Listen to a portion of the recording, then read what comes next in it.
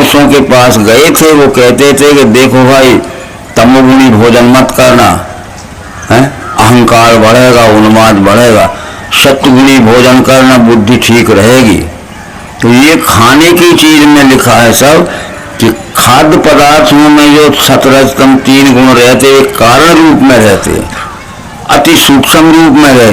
खाया हमने तो हमारे शरीर के गुण की घर्षण लगी तो वो कब्बात पित्त बन गए, और फिर उनका स्थूल स्वरूप मन बुद्धि अहंकार बन गया। तो अहंकार है तमोगुण, मन है रजोगुण और बुद्धि है सत्वगुण। जैसा खावे अन्न वैसा हो। उसी चीज में मन 3 गुण जानता है, उसी चीज में 5 ज्ञानेंद्रियों से शब्द स्पर्श रूप रसगंध 5 गुण जाने। 5 और 3 कितने हो गए?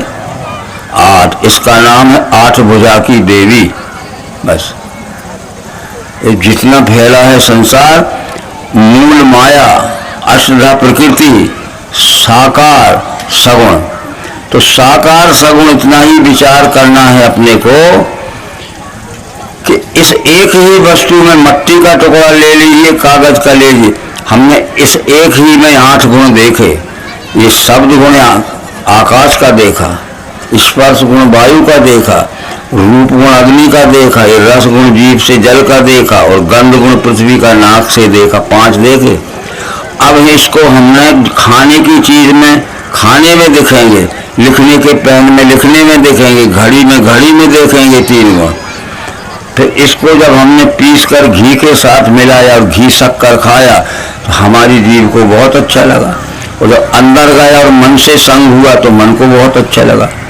जिस किसी भी वस्तु का संग करने से हमारे बाहरी इंद्रियों के उपयोग में अच्छा लगता है, और भीतर जो मन बैठा इंद्रियों के उनको भी खुशी होती, इसलिए उसे सत्व गुण कहते हैं। इसी को हमने पानी के साथ घोल के शरबत बना के पिया। जब हमें प्यास लगती है हम शरबत पीते हैं, 1-2 गिलास शरबत पीने पे प्यास नहीं मिटी, हम 4-5 गिलास पी लेते हैं। तो जीव के स्वाद में 1-2 गिलास पियो, चाहे 4-5 गिलास पियो, तो मीठा शक्कर भरा पानी अच्छा लगे। पर अंदर गया तो चिकित्सा विज्ञान की दृष्टि से पानी का गुण शरद होता है, शीतल होता है, ठंडा होता है, और निरे शक्कर का, सूखी शक्कर का गुण खुश्क उष्ण और रूखा होता है। तो हमारे अंदर जो जठराग्नि जल रही है, भोजन पचाने की आगी, उसकी जब उष्णता लगी तो ठंडा पानी भाप बन के हमारी खोपड़ी में चल गया, नाक से बहने लगा, और बची शक्कर, सूखी शक्कर, तो हमें चक्कर आने, सिर में दर्द हो गया, हाथ पांव में दर्द हो गया, फूट गया। तो जिस किसी भी वस्तु का संग करने से इंद्रियों के उपयोग में अच्छा लगता है, जीव के स्वाद में अच्छा लगा, वो मन पे आया परिणाम बुरा, अच्छा बुरा मिलवा, ये रजोगुण।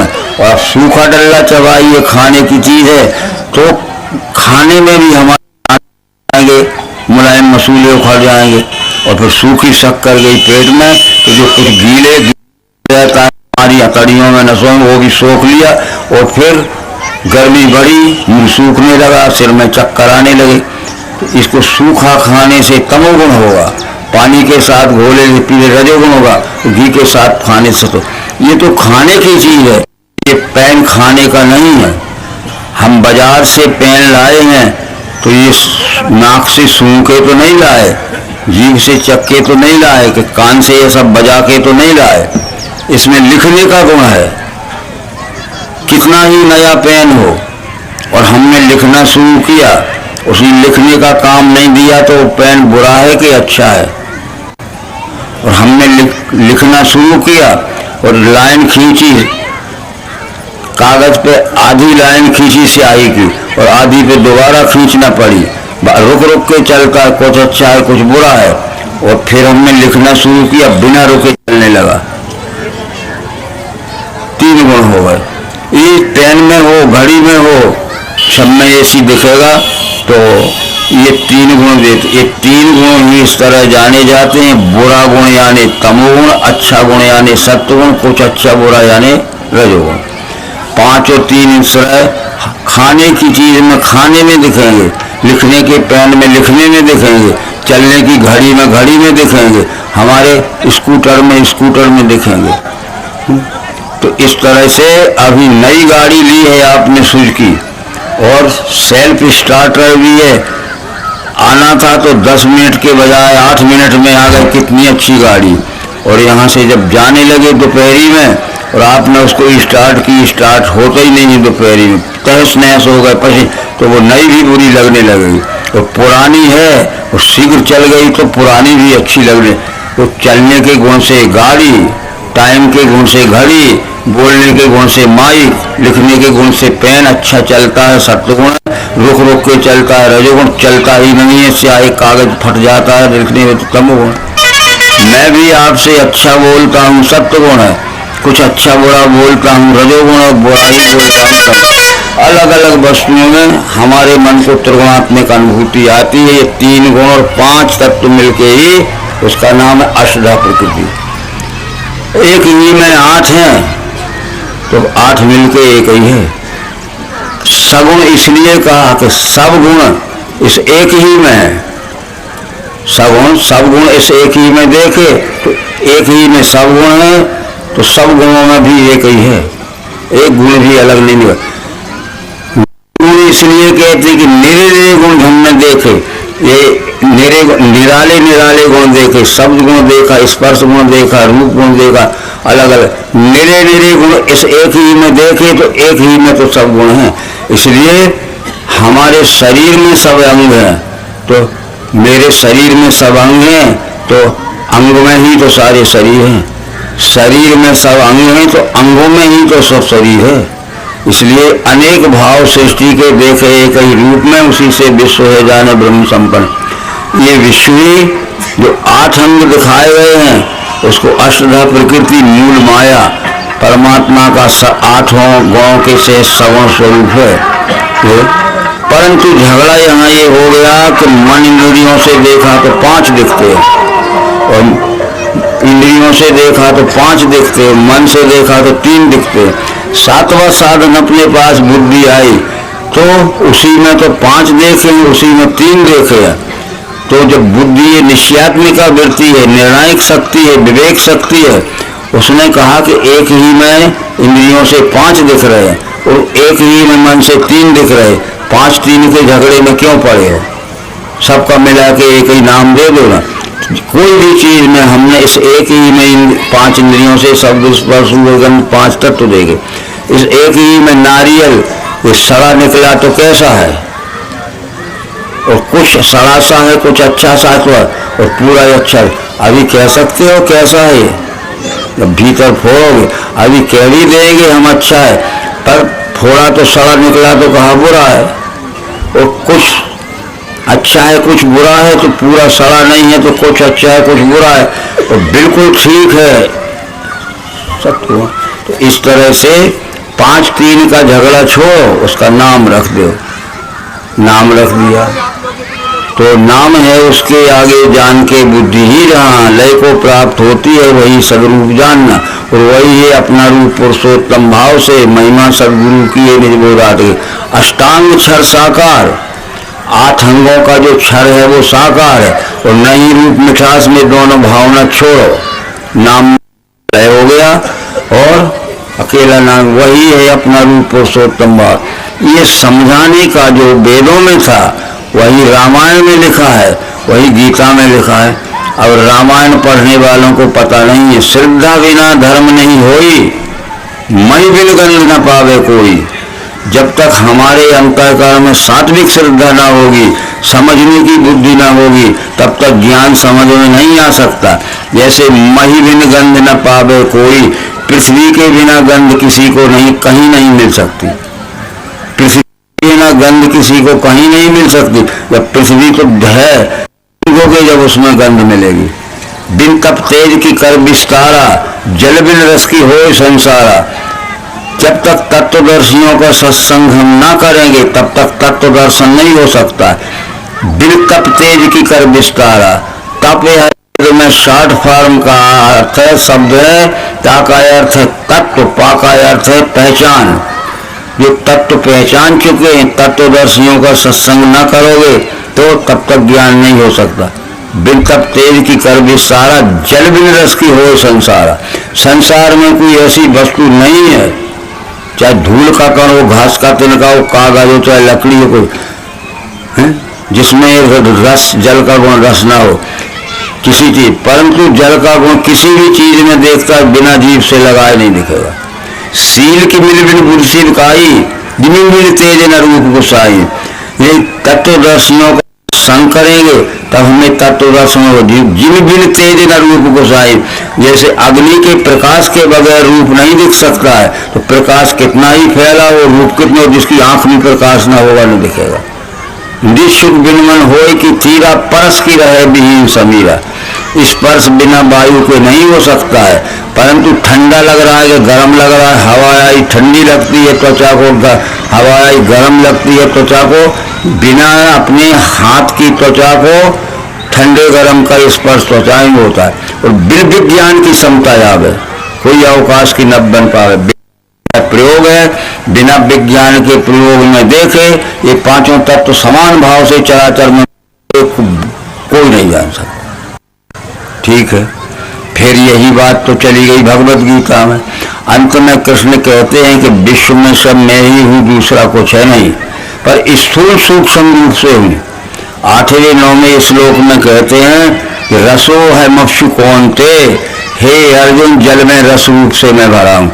तो जल आंख से दिखता है, और जल का गुण स्वाद देखना है तो जीभ से लगा के देखना। पुण्यो गंधा पृथिव्याम चा, पृथ्वी में गंध रूप से मैं भरू हूँ, पृथ्वी प्राकृतिक गंध रूप से मैं भरा हूँ। तो पृथ्वी आंख से दिखती है और गंध नाक से दिखेगी।